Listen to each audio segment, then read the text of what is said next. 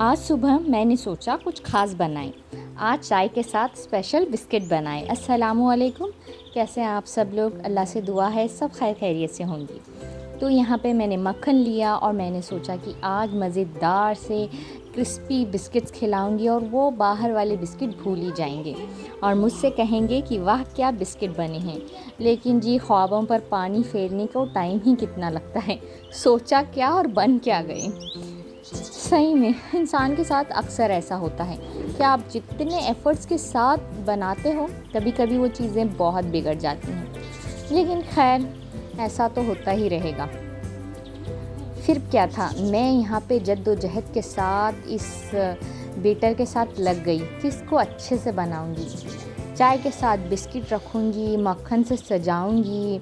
सोचा था बिल्कुल परफेक्शन के साथ होगा, खुशबू से घर महकेगा। खुशबू से तो घर महक ही गया पर किस्मत बोली आज तो बिस्किट बिगड़ेंगे ही बिगड़ेंगे। मैंने आटा नापा, मक्खन थोड़ा डाला, चम्मच भरा शक्कर से। दिल में थोड़ा गुदगुदी से हुई कि आज कुछ अच्छा सा बनाऊंगी। ओवन में रखे बड़े अरमान के साथ। फिर ओवन ने मजाक से कहा, जान ये क्या बनाया आज? ये बिस्किट हैं या जलेबियाँ? सही में कभी कभी इतनी हंसी आती है ना अपनी चीज़ों को देखकर कि वाकई में लगने लगता है कि ये बिस्किट है या जलेबी। चलिए जी, मुझे वाकई में इन बिस्किट्स को देखकर बड़ी हंसी आ रही थी। बिस्किट कुछ टेढ़े निकले कुछ फैल रहे थे ऐसे कि जैसे मोटापा फैलता है ना, बिल्कुल वैसे। कोई बोला मैं ठहर जाऊंगा, कोई बोला अरे भाई मैं तो पिघलता ही जा रहा हूँ। बिस्किट को भी शायद रोना आ रहा होगा कि इस हाथों में मैं फंस गया। किचन की हर गलती से ना इंसान को नई कहानी और नया कुछ सीखने को मिलता है। मैं भी सीखते सीखते अपनी गलतियों से ही सीखती हूँ। जब शादी हुई थी तो मुझे कुछ चीज़ें बनानी आती थी और कुछ नहीं। इतनी मिस्टेक हुई क्या पूछें। लेकिन बाद में आहिस्ता आहिस्ता मैंने सीखना शुरू किया। देखिए हर कोई परफेक्ट नहीं होता और ना होना चाहिए भाई। परफेक्ट होने के लिए मशीन थोड़ी ना है, हम तो भाई अल्हम्दुलिल्लाह इंसान हैं। और परफेक्ट जो होता है ना, फिर आप समझ सकते हो क्या प्रॉब्लम्स होती हैं। भाई हमको कोई प्रॉब्लम नहीं होती, सामने वालों को बड़ा प्रॉब्लम होती है कि भाई इतना परफेक्ट क्यों है ये इंसान। सही में इतना परफेक्शन लेके करेंगी भी क्या ज़िंदगी में। तो यहाँ पे मेरा आटा देखिए कुछ गिरा, कुछ नीचे ऊपर, और मैंने तमाम के तमाम को समेटा। और यहाँ पे ग्लास लिया और मैंने ग्लास को भी कहा थोड़ा रुक जा भाई, मेरे लिए वेट कर। ये वेट करते करते बोला कि हाय मैं कितना वेट करूँ, अब जल्दी से काम अपना फटाफट ख़त्म करो। यहाँ पे मेरे पास जो क्या कहते हैं उसको, ये पाइपिंग बैग था।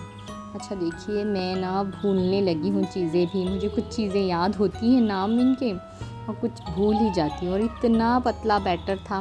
देखिए मैं सीख रही हूँ, मुझे कोई परफेक्ट नहीं हूँ, मैं ना बेकर हूँ। मैं धीरे धीरे सीख रही हूँ।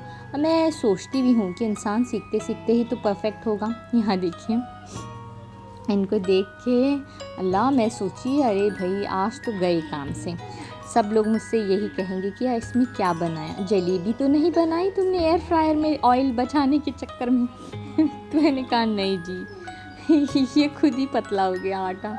फिर क्या था भाई, जितना बाकी बचा था मैंने सब निकाल दिया। और अब देखिए मैं इसमें सोची ये जितना भी मैश किया मैंने, पहले इन्हें साफ़ कर लेती। मैं साफ़ करके फिर मैंने इसमें कोका पाउडर डाला और फिर इसमें मैंने थोड़ा ये जो आटा है ना वो थोड़ा अपना स्ट्रांग होने लगा, स्टेबल हुआ।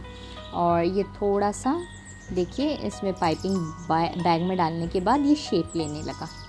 और फिर मैंने तमाम इसको डाल के मेरे हाथ वगैरह पूरे चॉकलेट से भर गए थे। इतनी अच्छी मीठी खुशबू थी, जायका बड़ा मज़ेदार था।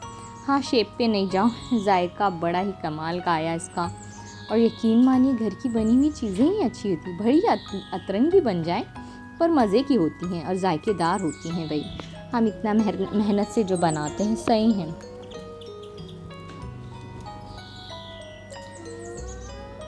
चाय का मैंने जब कप उठाया और इन बिस्किट्स के साथ रखा ना, तो आज दिल में सच में हैरत हुई कि भाई आज तो कहानी कुछ अलग होगी। आज तारीफ़ की जगह बस हंसी के गुब्बारे ही फूटेंगे घर पे।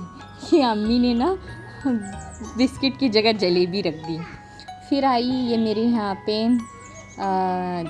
ब्रेड की बारी। देखिए ब्रेड मैं बहुत अच्छा बना रही हूँ अल्हम्दुलिल्लाह से, और मेरे ब्रेड भी बड़े अच्छे बन जाते हैं। इसको मैंने खमीर लाने के लिए 10 मिनट रख दिया था।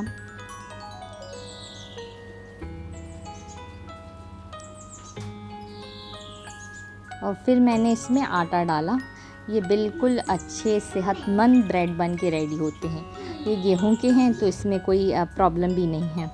अच्छे से मैंने आटा गूंदा, और मैं बहुत आलसी हो गई हूँ, हाथ से गूंद ही नहीं पाती, तो मैंने कहा चलो मशीन से ही लगा देती हूँ, मेरा काम आसान हो जाएगा।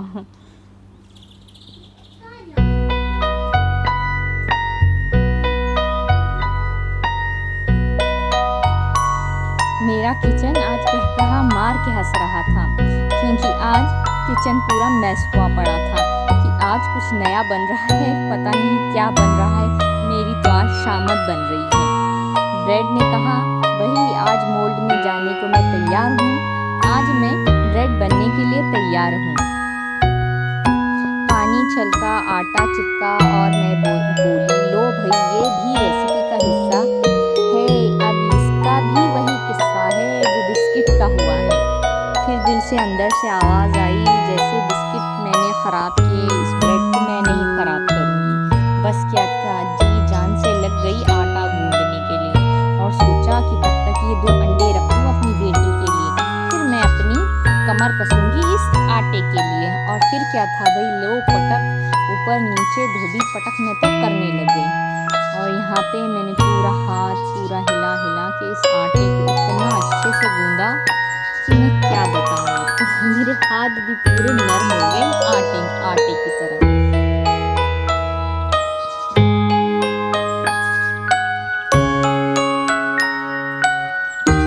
आखिर में ये चाय, और मैंने जब ये बिस्किट्स थोड़े से टेढ़े मेढ़े जलेबी टाइप मैंने परोसे, तो सब खुश होके हंसी से क्या कहते लोट-पोट हो रहे थे कि बस क्या ही कहें।